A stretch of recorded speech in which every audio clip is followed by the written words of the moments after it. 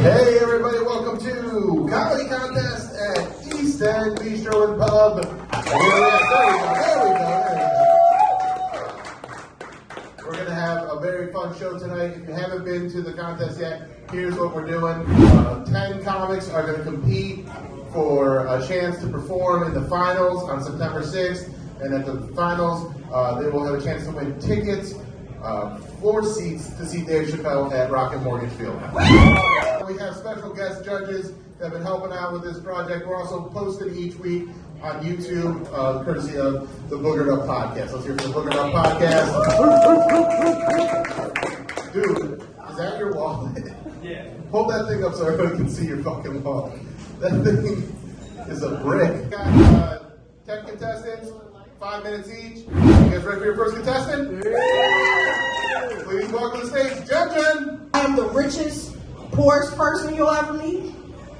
Rich, I have great friends. I have my own podcast. I have movies on Tubi. But if I get another drink from the bar, I have to claim bankruptcy. I'm rich poor, you know. Rich poor. I like to call myself Yold. I'm not young, but I'm not old. I'm Yold. Like, you know, I still have my monthlies, but I can't get pregnant, you know? You know what I mean? I actually started dating again. And it's been going okay. You know what I mean? Like this guy I met on the internet. It was going good, you know? We're walking out hand to hand.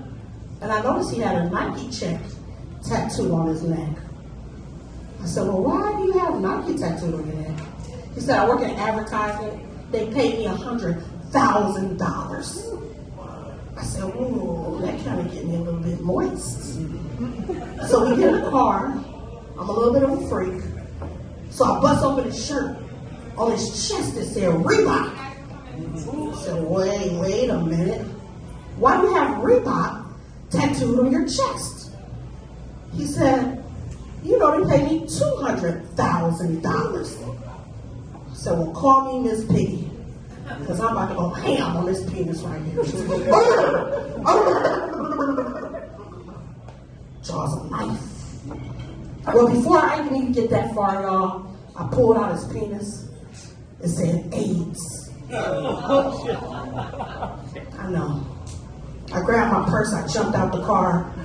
He said, but when it get hard, it says Adidas. All right, next comic come to stage. Please welcome Bartolomucci. I was the first generation to grow up with the internet. Things were kind of different back in my day, though. And we all shared a family computer. Your brother and your sister, they always wanted on, staring over your shoulder. Your parents would get a phone call that would take you off. Kids today, they'll never know what that's like. Their phone is the internet, they're always connected. Honestly, I'm afraid it's giving them autism. You know, I grew up with the Time Warner, now they're all on the Spectrum. It's been fun. We have a 4-year-old daughter. It's made things harder than anything, you know. She's so smart though. Every time she learns a new word, she has to say it over and over and over. Accident's been her favorite word lately. Everything, you know. She spilled some milk. She asked if it was an accident. She scrapes her knee. Was it an accident? Sometimes she's not doing anything. Just sitting there, existing. Daddy, was it an accident? You have no idea. All right, next comic come to the stage. Please welcome Brandon White. Back when COVID first came out, I was going around and I was telling everybody I was going to name my dick COVID. It lasts forever. It's killing bitches. And if you got it, your friend's probably going to get it too. Here we are, a few years later. I'll keep the name, because it doesn't last that long. If you had it once, you don't want it again. And it's huge. In China. Nobody cares about it in the U.S. He would always eat with his arm up like this. I said, what are you doing, man? Why are you eating like that? He's like, well, in prison, they teach you don't take your food. If somebody takes your food, you gotta fight them, you gotta be a bitch. Not a big guy. I I like food. You take my food, I'm gonna get right up in your face. I'm gonna be a bitch. I ain't fighting nobody in prison. You swing on me, I will duck it and kiss you right on the mouth. Now, guys, I want to see none of you guys come up to me afterwards. Oh no, I missed. I'm trying to get kisses. It's alright if the ladies do it. My wife's tired of COVID. You guys ready for your next performer? All right, please welcome to the stage, Precious. I came in here, I was walking. You ever been like mistaken for somebody that you not? Yeah. Or like thought you was somebody that you totally was not? That happens to me all the time and I don't like it. I don't like it at all. I was working at the casino a few years ago cleaning, I was sweeping. This lovely transgender lady came in there. She was looking beautiful. I was trying to be uplifting and ghetto. I was like, hey girl, you looking so good, right? I was being nice. She came in, she sashayed past me. She was like, you're beautiful too. Did you transition also? Oh! Bitch. At the new job, they got me sitting in the LBGQ section of the work job. And I'm just trying to figure out why. They got the one girl on this side, her name is Jackie. Now, Jackie is like Pat. I don't know about none of you older people. Y'all used to watch It's Pat. Y'all watched that? Remember that? That's just when we thought Pat was a girl, she was a man, right?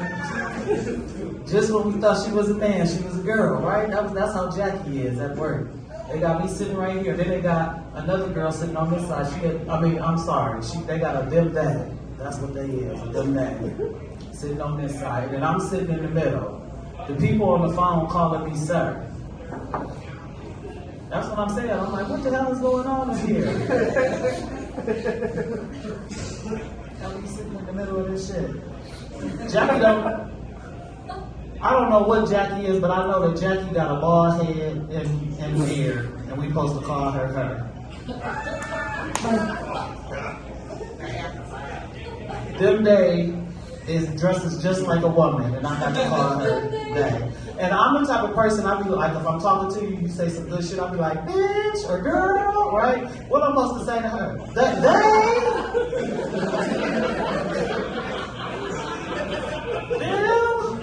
You tripping, that was good shit. Like, no, I'm like, I told him, I was like, look, I'm gonna call you girl, or bitch, which one? All right, we got 5 more comics, I believe. This next one to come to the stage, please welcome Noah Pekari.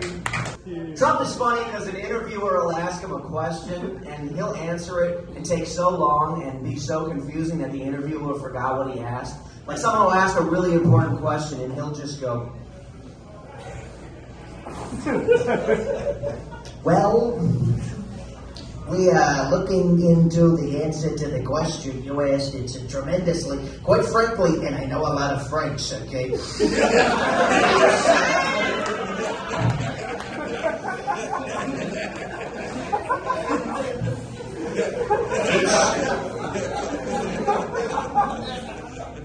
It's probably the best question anybody's asked. You look at a lot of questions. I've been asked so many. You look, this guy's asked me a question. He's on his phone now, but I believe you. He asked me a question. He did. CNN will tell you, nobody asked me a question, but people did. Yeah, 2016, crazy year because Donald Trump became president and the American dream was secured. It was reaffirmed. Anyone could become president. He did it. He's not a politician. And that's the one good thing you can take out of that. But it gave me thinking, and I came up with a list of celebrities I would like to see become president. So first off, you have Jack Nicholson. Oh, shit. What the fuck? Well, I was going to give a State of the Union address, but I popped a Valium and I've got no clue what's going on. Robin Williams. Good morning, USA! This is not a test, this is the Democrats and Republicans fighting all over again. Was that a thunderstorm? Nope, it was Mitch McConnell getting hit with a gavel. Thank you. Finally, Matthew McConaughey. All right.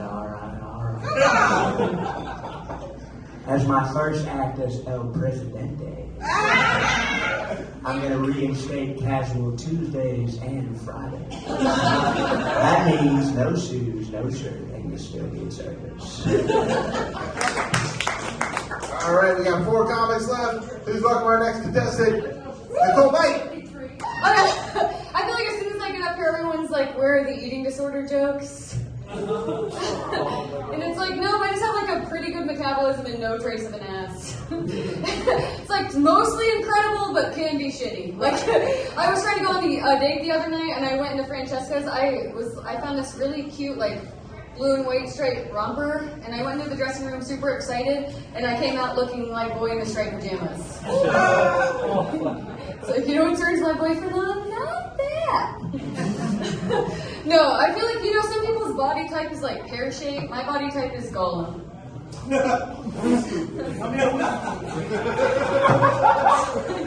The other day I saw my mom for the first time, and she's like, oh my god, hey Nicole, I forgot all about you. Thanks, Mom.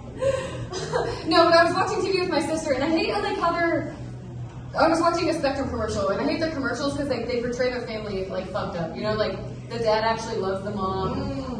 It's like an internet commercial, but they're like not on tablets. It's weird. And I'm just telling my sister, that's not how actual families are. And then the next commercial comes on and it's like, heroin, destroying the lives of thousands of Ohio families. And I'm like, oh my god, Tiffany, look like finally a commercial our family can actually relate to.